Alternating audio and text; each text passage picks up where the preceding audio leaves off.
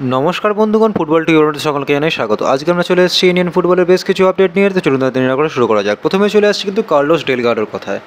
Carlos Delgado কিন্তু contract extension করে ফেলেছে ওড়িশা এফসির সাথে। এটা কিন্তু একদম ডিল ডান আপডেট। কার্লোস ডেলগাডোর ওপর কিন্তু সার্জিও লোবেরা বেশ ভরসা করে। তো সেই জায়গা থেকে কিন্তু কার্লোস ডেলগাডোকে ওড়িশা এফসি কন্ট্রাক্ট এক্সটেনশন করিয়ে কিন্তু খুব ভালো কাজই করেছে। মুহূর্তদা ফলকে তারা যেহেতু ছেড়ে দেবে, তো কার্লোস ডেলগাডো সেই জায়গায় কিন্তু সার্জিও লোবেরার একজন বিশ্বস্ত সৈনিক হয়ে উঠতে পারে। এবার এটাই দেখার যে পরের সিজনে কার্লোস ডেলগাডো আরও কত ভালো খেলতে পারে। এরপরে চলে আসছি কিন্তু ইস্টবেঙ্গলের আপডেটে। এবার ডাইরেক্ট ইস্টবেঙ্গলের আপডেটে চলে আসছি। ইস্টবেঙ্গল কিন্তু 3টে বিদেশির পাশাপাশি নিশু কুমারকেও কন্ট্রাক্ট এক্সটেনশন করিয়ে নিয়েছে।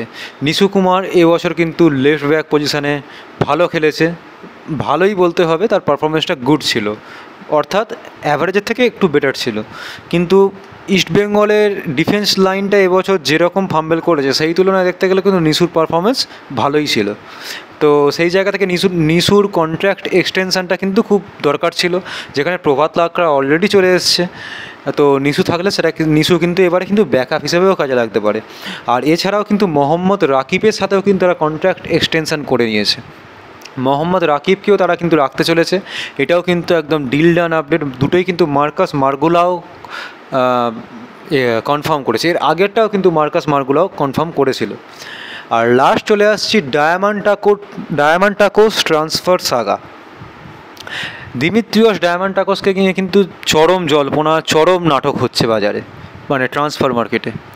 কালকে কিন্তু আইএফটিডাব্লিউসির তরফ থেকে ব্রেক করা হয় যে মুম্বাই সিটি এফসি অ্যাডভান্স নেগোসিয়েশনে যাচ্ছে কিন্তু ডায়ামান্টাকোসকে নিয়ে, যেটার পরে কিন্তু ইস্টবেঙ্গল সমর্থকরা হাহুতাশ করতে শুরু করে দেয় যে ইস্টবেঙ্গল আবার একটা এত ভালো টার্গেটকে হারিয়ে ফেললো, যেখানে ইস্টবেঙ্গল সমর্থকরা অলরেডি ডায়ামান্টাকোসকে তাদের নিজের টিমের প্লেয়ার হিসেবে ধরে ফেলেছে, তাদের অ্যাটাকিং লাইন আপে ডায়ামান্টাকোসকে ভেবে ফেলেছে।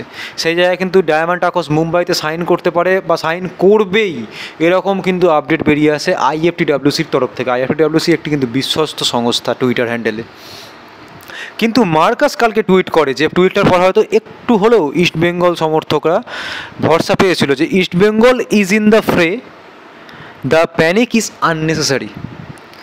ইস্টবেঙ্গল এখনও ফ্রেতে রয়েছে, অর্থাৎ যে তাকে সাইন করানোর জন্য, ডায়ামান্টাকোসকে সাইন করানোর জন্য যে লড়াই, সেই লড়াইয়ে রয়েছে, ভালোভাবেই রয়েছে। এবং এই যে প্যানিকটা সবার মধ্যে হচ্ছে, এই প্যানিকটা কিন্তু আননেসেসারি, দরকার নেই এই প্যানিকের।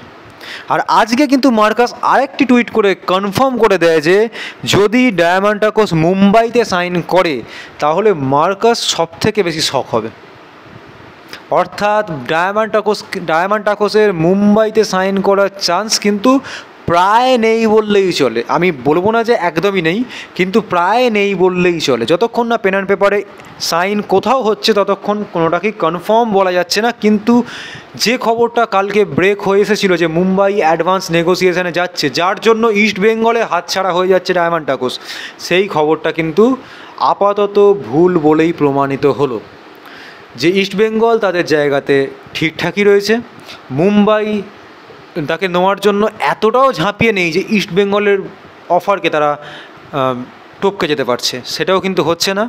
সেই জায়গা থেকে কিন্তু ইস্টবেঙ্গল এখনও তাদের অফারটাকে ঠিকঠাক করে রেখেছে।